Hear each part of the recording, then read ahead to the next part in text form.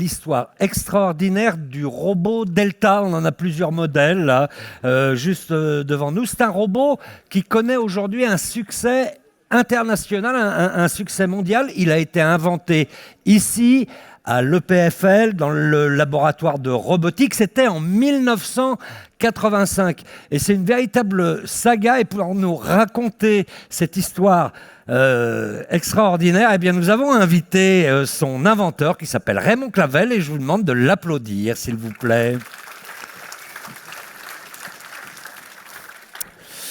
Bonjour Raymond. Bonjour. Donc, vous êtes en retraite maintenant. Tout à fait. Depuis quoi, 5-6 ans? 6 ans et demi. Vous avez été très longtemps dans le laboratoire de robotique. Un peu plus de 30 ans. Et donc, il vous est arrivé une histoire extraordinaire avec vos équipes, parce que ça, on ne fait jamais ça complètement tout seul. Exactement. Vous avez mis au point, complètement par hasard, ça commence avec une histoire de visite d'entreprise qui fabrique des pralines. Exact. Ça commence comme ça, et ça débouche sur un petit robot qui est mondialement utilisé maintenant. Alors, si vous voulez bien, on va se revoir après parce qu'on a des questions à vous poser, mais je vous propose d'aller sur scène et de raconter au public cette grande épopée du robot Delta. OK, merci. Bonjour à tous. Alors, pour présenter cette success story, alors on ne va pas commencer comme dans les contes, il était une fois, mais en réalité, ça va remonter en 1985.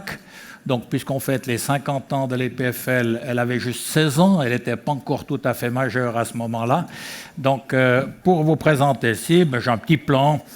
Alors, il y a quelques indications, parce qu'on va parler de robots industriels. Les robots parallèles, c'est un peu le cœur du sujet. Le robot Delta, c'est encore plus le cœur. Et puis après, c'est plutôt des autres retombées, les applications industrielles, d'autres utilisations, etc. Alors, qu'est-ce qu'un robot industriel? C'est une machine. Donc, un robot industriel, c'est une machine qui est automatique. Donc, on lui dit de travailler, et puis après, elle se débrouille. Elle est polyvalente, elle ne peut pas tout faire, mais elle a quand même un certain éventail de possibilités. Elle est reprogrammable, ça c'est un élément important, parce qu'il faut sortir la caisse à outils chaque fois qu'on veut changer de programme ou qu'on veut faire autre chose, ça serait embêtant. Et puis, elle peut travailler dans un certain volume. Alors ici, on a un robot, on reparlera après d'un autre type, ça c'est un robot, on va dire, sériel. Ça veut dire qu'il y a une partie fixe, qui est fixée sur une base assez rigide. On a ici une première rotation, donc qui va tourner comme ça. Là, on a un autre élément qui a aussi un moteur qui va faire cette rotation, qui va incliner le bras comme ça. Là, il y a encore un autre moteur qui va incliner ce bras par rapport à celui-là. Puis là, il y a encore un moteur qui va faire tourner toute cette partie. Et puis là, il y a encore un poignet à 2 degrés de liberté, donc il va faire comme ça et qui va faire comme ça. Donc, ça, c'est un système sériel. Avec tous ces moteurs répartis là long, en général, c'est quelque chose d'un peu lourd. On reviendra sur cette question du poids. Alors, en 1985, le laboratoire travaillait essentiellement ou exclusivement sur des robots dits sériels. Et puis, en réfléchissant, et entre autres, au problème de chocolat sur lequel je reviendrai, on a commencé à penser robot parallèle. Alors, qu'est-ce qu'un robot parallèle? C'est aussi une machine avec toute la définition qu'on a donnée avant, qui a au moins 2 corps. Il y a une base et puis il y a une partie mobile, ça c'est toujours, parce qu'il faut bien qu'il y ait quelque chose qui bouge par rapport à la base. Et puis entre la partie base et puis la partie mobile, on a plusieurs chaînes cinématiques, on dit au moins 2, parce qu'il n'y en a qu'une, c'est un robot sériel, on en a déjà parlé. Ici, par exemple, il y en a 6 de ces chaînes cinématiques, donc on a par exemple ici un cardan, un vérin, et puis une rotule. Ça, c'est juste pour qu'il n'y ait pas de surcontrainte. Et celui sur lequel à peu près tout le monde travaillait en 1985, eh bien, c'était la plateforme de Stewart qui était utilisée comme simulateur de vol. C'est toujours utilisé comme simulateur de vol. On en retrouve un peu partout dans les écoles de conduite, de pilotage. Alors maintenant, pour revenir à notre histoire de praliné dont on parlait tout à l'heure, ça, c'était au janvier 85 à peu près. Un assistant vient le lundi matin et nous dit « Ah, j'étais samedi voir les portes ouvertes de l'entreprise. » On va dire que c'était Caillé à Breux, si je me souviens bien. Et puis là, nous, on faisait déjà des robots, tout. Puis il dit « Ouais, mais quand on voit toutes ces personnes qui prennent un chocolat, qui le mettent, qui prennent un chocolat, qui le mettent, qui font ça 8 heures par jour, à peu près à un chocolat à la seconde. Donc, il faut y aller. » Ça paraît rien au début, mais si vous faites ça pendant 8 heures, même si vous mangez un chocolat de temps en temps, c'est quand même un sacré boulot. On devrait faire quelque chose. Puis nous, ni deux, on dit, ouais, ça c'est une bonne idée. On avait des contacts avec le chef de production à Bro. On a passé là-bas, on a discuté de ce qu'il fallait. Il nous a donné une grande boîte de chocolat qu'on s'est empressé de photographier, parce qu'il ne faut pas rêver, hein, les chocolats, ils ne se conservent pas, en tout cas pas dans un laboratoire avec une trentaine de personnes. Donc, on avait après les bonnes dimensions et tous les mouvements qu'on a pu définir pour prendre des chocolats. Alors, si je prends un robot comme le précédent qu'on a vu, donc celui en série, si je regarde toutes les masses en mouvement du robot, puis je regarde ce que ça donne si je mettais tout ça rapporté intelligemment vers le préhenseur, eh bien, ça fait à peu près 20 kg pour un robot qui sera adapté au volume nécessaire. Alors, quand vous prenez un petit chocolat de 10 grammes, vous venez avec un robot de 20 kg, vous prenez le chocolat de 10 grammes, vous faites 20 kg plus 10 grammes, vous le mettez en place, et ainsi de suite. Donc, il n'y a pas besoin d'être grand ingénieur pour dire que ce n'est pas malin de déplacer 20 grammes. C'est comme si vous preniez une locomotive, 80 et quelques tonnes, vous mettez votre poussette derrière, et puis c'est à peu près le rapport de masse entre les deux éléments. Alors là, on s'est dit, on va commencer à travailler sur ce principe, mais alors on est tout de suite parti dans l'idée d'avoir un robot parallèle, c'est-à-dire d'avoir des moteurs qu'on peut mettre sur le bâti pour des questions de masse. Et c'est ce qui nous a amené, alors au bout on a fait un projet de semestre avec un étudiant qui était très motivé. À la fin du semestre, l'idée était là, mais c'est un peu une usine à gaz. Pas terrible, on a dit là il faut améliorer. Et puis comme on allait faire un diplôme dans la suite, on s'est dit dans l'été il faut quand même il faut venir à un niveau plus sûr pour pouvoir mettre un diplôme là-dessus. Et puis en réfléchissant un tout petit peu, ça s'est passé très vite, en 2 ou 3 jours, eh bien on va dire que le robot Delta est né. Alors le principe, c'est ça, vous avez la plateforme fixe ici, la plateforme mobile. Pour déplacer des chocolats, on a juste besoin de translation dans l'espace comme ça, plus une rotation pour réorienter le chocolat. Et qu'est-ce qui fait que ceci reste en translation par rapport à ça? C'est tout simplement ces 3 paires de parallélogrammes. Puis comme c'était assez original, on s'est dit il faut peut-être le breveter. Alors voilà le dessin du brevet. Le brevet a été déposé le 16 décembre. Il devait être déposé avant que l'on ait le dépôt du rapport du projet de diplôme pour des questions d'antériorité. Et puis, dans le courant janvier, il y avait la défense du projet avec le prototype qui marchait, on va dire, plutôt bien pour un premier prototype à la suite d'un projet de diplôme. À l'époque, ce n'était pas master. Alors, des applications industrielles, il y en a beaucoup. Là, j'ai juste une petite liste. On voit ici des biscuits, ça change des chocolats.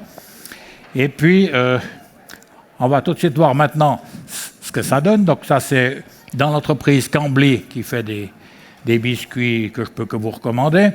Et puis, on va voir comment ils travaillent. Et ce qui est intéressant, donc là, on a présent, c'est l'entreprise de Moret qui a pris une licence et puis qui a fabriqué ces robots.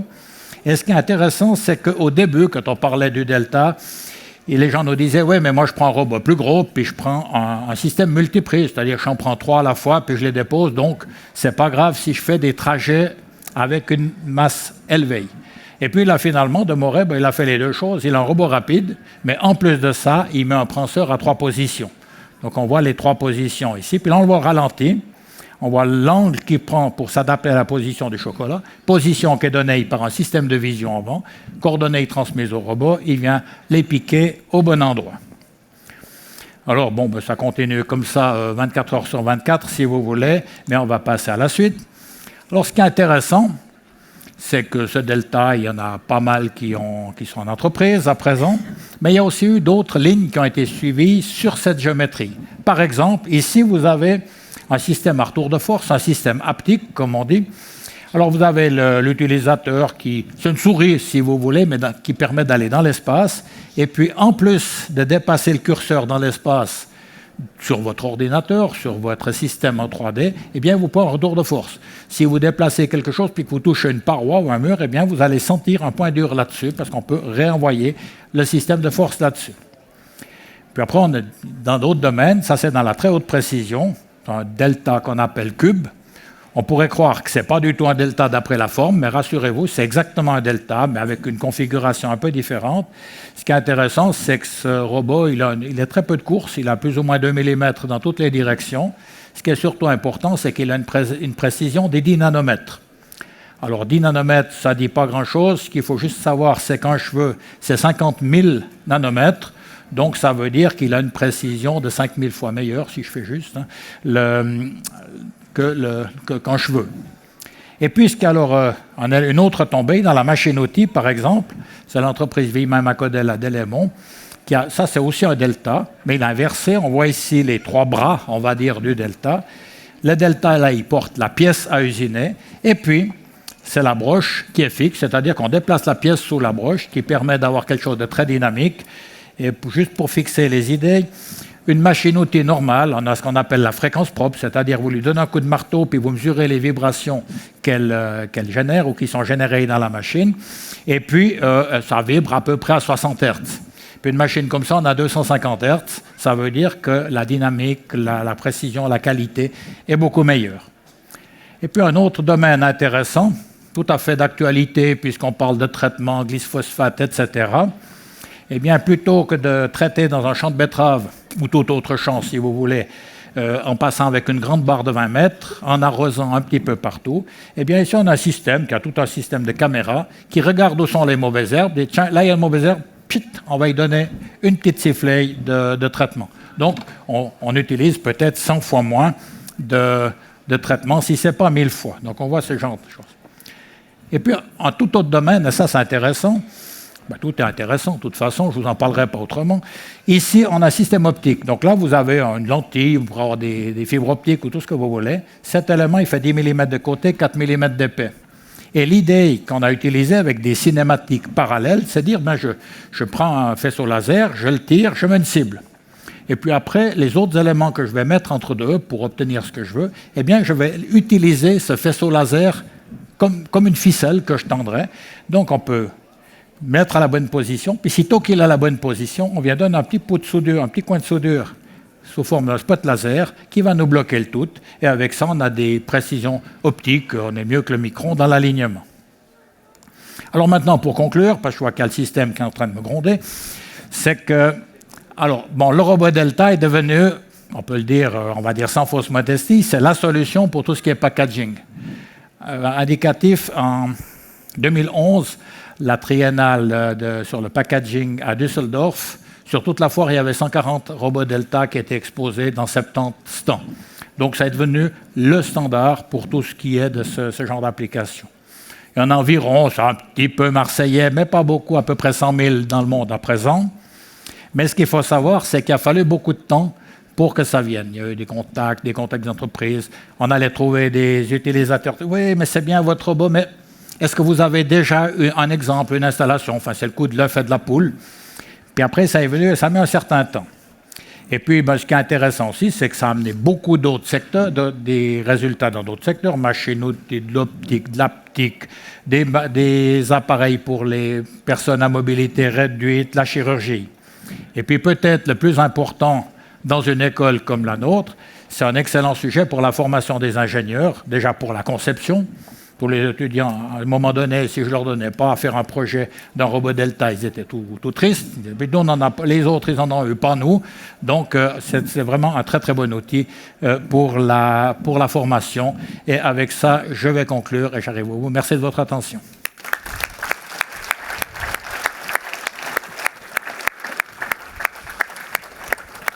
Ça va, on a encore quelques minutes pour pouvoir discuter ensemble. Je voudrais enchaîner sur ce que vous disiez à la fin.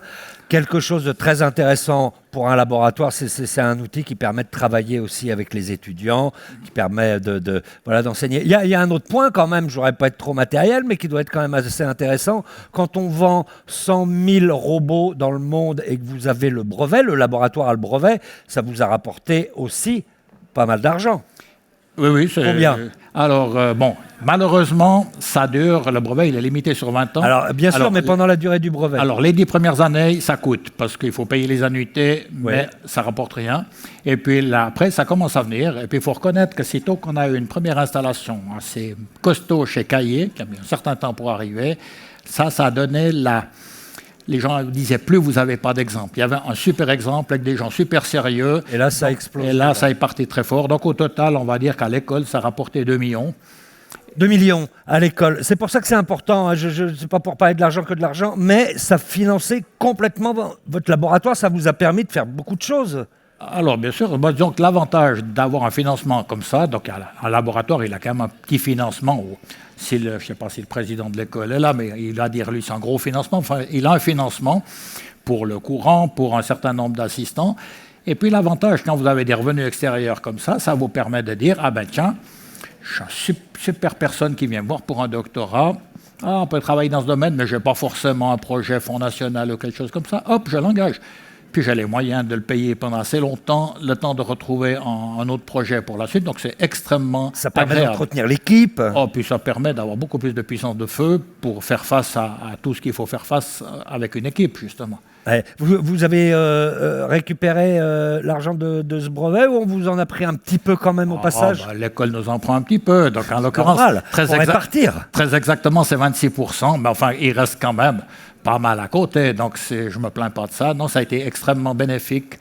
Et je peux souhaiter à tous mes nouveaux collègues d'avoir la chance d'avoir ce genre d'aventure pour leur permettre d'avoir une certaine liberté financière. Ça, c'est très, très bien et très agréable. D'accord. Bon, alors, vous nous avez bien expliqué le fonctionnement du robot. On ne va pas revenir dans le détail. Mais alors, vous êtes des ingénieurs. Au départ, vous êtes des chercheurs, des ingénieurs. Vous n'êtes pas là pour commercialiser quelque chose comme ça. Donc, comment on fait, on peut fabriquer un très bel objet qui marche très bien, mais il faut trouver les clients. Ça, c'est la difficulté. Quand on a fait le premier proto, tout plein d'enthousiasme, je me suis dit, ah ben tiens, j'attendais à avoir une file dans mon corridor pour avoir tous les gens qui voulaient acheter le brevet. Puis il n'y avait rien de tout. Non. Puis on a parlé, on a fait des présentations, etc. On a invité des gens. Puis ça mettait un certain temps. Et il a fallu, pour vendre la première licence, il a fallu quasi 2 ans.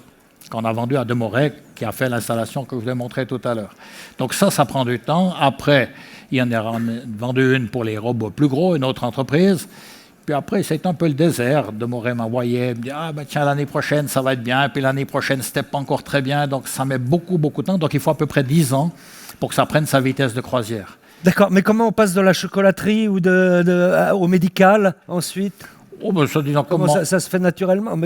Assez naturellement, dans le sens que, dans le cadre du labo, on a des équipes qui travaillaient dans la robotique médicale, chirurgicale, etc. Donc, d'une certaine manière, il y a ce genre de cinématique parallèle. Ça a l'avantage, c'est que c'est très rigide, ça a beaucoup de précision, donc ça peut être intéressant pour des applications chirurgicales. Donc l'idée vient... Ça permet de faire quoi précisément? Par exemple, les toutes premières opérations chirurgicales, d'ailleurs, ce n'est pas qu'un robot de ce type-là, mais ça a été des opérations dans le cerveau avec Minerva, qui est à présent dans un musée. Mais on va dire qu'il y a quand même des systèmes un petit peu parallèles, mais pas beaucoup. Mais il y a eux aussi des systèmes pour faire des opérations, par exemple, pour mettre des vis entre les vertèbres. Donc, c'est quoi le rôle du robot sur ces opérations? Alors, le robot, il n'y a pas le chirurgien qui dit « Mon vieux, tu vas mettre ça là ». Le robot est un porte-outil, mais qui a l'avantage d'être extrêmement précis. Parce que le chirurgien, il va quelque part, il avance de quelques centièmes, il refait une radio. Il avance quelques centièmes, il fait une radio, donc c'est beaucoup de radio. Alors que le robot lui dit, d'après le scanner, tu vas te mettre là, et puis il y va en 2 secondes, il a calculé tout ça, et c'est ça beaucoup plus fiable et précis. Et alors, il y a la robotique et puis ensuite, il y a l'informatique qui vient se mettre dessus et qui augmente encore sans doute ses performances. Alors, il est clair que l'informatique joue un très grand rôle. Quand on a démarré en 85, on avait besoin de 3 microprocesseurs pour faire tourner le robot. Ouais. Et puis à présent, on fait tourner 3 robots avec un même microprocesseur. Non, pas un microprocesseur qu'on a dans un PC assez standard. Donc là, l'informatique a fait énormément de progrès. Voilà, elle s'est développée très vite. Et aussi tout ce qui est système de vision. Dans nos premières applications, un système de vision pour les biscuits, c'est une usine à gaz. Ça coûtait 100 000 francs, ça n'allait pas vite, donc c'était vraiment difficile. Il y avait des problèmes de lumière. Enfin, il y en a toujours, mais beaucoup moins. Ouais. Donc ça n'avait rien à voir avec ce qui est disponible à présent. À présent, ça vient, on va presque dire, avantageux. D'accord. Alors, ce qu'on a devant nous, ce sont différentes adaptations, sauf le petit bras jaune. Alors, celui-là, je l'avais juste pris pour montrer un robot sériel classique. Ça, c'est une des toutes premières maquettes. Puisqu'on parlait de brevet, c'est intéressant. Ouais. On a déposé le brevet en Europe, ça s'est bien passé, en Suisse déjà, en Europe. Puis quand on a déposé aux États-Unis, c'est moins bien passé. Puis on recevait l'expert, l'examinateur, qui disait « Oui, mais pourquoi avec des trucs tournants, vous avez une translation ?» Il ne comprenait pas. Puis moi, je croyais qu'il faisait du protectionnisme tout simplement. Puis à mon collègue de l'époque, le Burkhardt, qui me dit « Mais je crois qu'ils n'ont pas compris. » Alors on leur a fait deux maquettes, une comme ça et une à peu près comme ça. Ouais. Qu'on leur a envoyé là, puis après, il a pu voir que ça fonctionnait, et puis là, il ne pouvait plus rien dire. On a quand même juste eu 5 000 francs de plus pour la continuation, mais bon, voilà, ça fait partie du jeu. D'accord.